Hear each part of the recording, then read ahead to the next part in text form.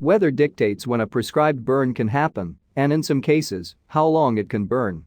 In this situation, a wind event was supposed to take place, so crews put out the fire on its perimeter to make sure it won't spread as winds begin to pick up. After decades of fire suppression in California, prescribed burns have regained traction as one method to boosting the resilience of forests during catastrophic wildfires. California passed Senate Bill 332 last week, which would change liability laws around setting prescribed burns. Advocates hope that this will encourage more individuals to set prescribed burns, which are planned fires aimed at managing forest land and reducing fuel loads that frequently lead to large wildfires throughout the state. The bill now sits on Governor Gavin Newsom's desk. He has until the end of October to decide its fate.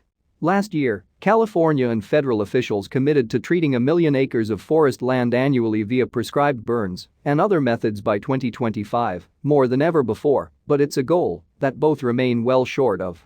Craig Tucker, a natural resources consultant for the Karuk Tribe, said that it'll take more than state agencies to reach these goals in time. Karuk tribal government has advocated for more prescribed burning for years, bringing attention to the importance of the burns that have both ecological and cultural importance. The good news is that California isn't starting from scratch, Tucker said. Native communities who have lived on this land for thousands of years have already figured out how to live with fire. Finally, you see state and federal agencies tapping back into traditional tribal knowledge, Tucker said. And so tribes like the Karuk Tribe, where that knowledge has been passed down from generation to generation, are now playing a larger and larger role in these decisions. But despite state interest, prescribed burners still face a multitude of barriers. This year, the Karuk Tribe and other groups, from environmental advocates to ranchers to other tribes, rallied to pass SB 332. The bill changes current liability laws around prescribed burns by requiring a show of gross negligence before burn bosses and cultural fire practitioners can be found liable for burns gone wrong. This standard more closely mirrors those found in other states leading the way on prescribed burns, like Florida. The state previously required only simple negligence to hold individuals liable for burns. This stricter standard made it incredibly risky for cultural fire practitioners and burn bosses to commit to controlled burning.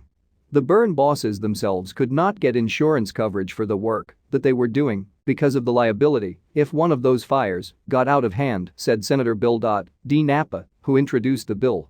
Many of them just couldn't afford insurance, so they couldn't do the work. In reality, Tucker said that prescribed burns rarely go wrong. But in cases where they do, Tucker said that strict liability laws could cost everything for practitioners of prescribed burns. Why would you want to grow up and be a burn boss if every time you do your job, you run the risk of being sued for everything you and your family owns, Tucker asked. There's such a disincentive for people to do this work because of these liability issues, so the people who are doing it, I think, are putting themselves at risk. On its face, reduced liability could sound alarming. But Dan Porter, California Forest Program Director for the Nature Conservancy, said that it's important to differentiate prescribed burns from wildfires when assessing the risks. Burners only set prescribed flames when weather conditions are right. We are making an intentional choice on when to burn and under what conditions to burn and where to burn, said Porter, whose organization supported SB 332.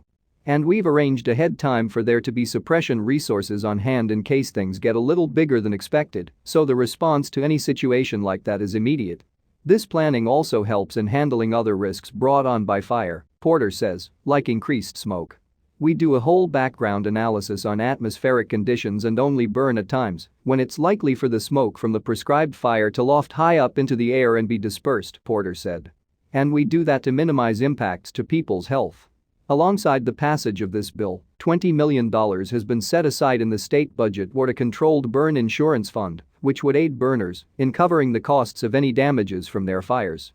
The goal of this fund is to make the prospect of controlled burns financially safer for burners and insurance agencies alike, Porter said.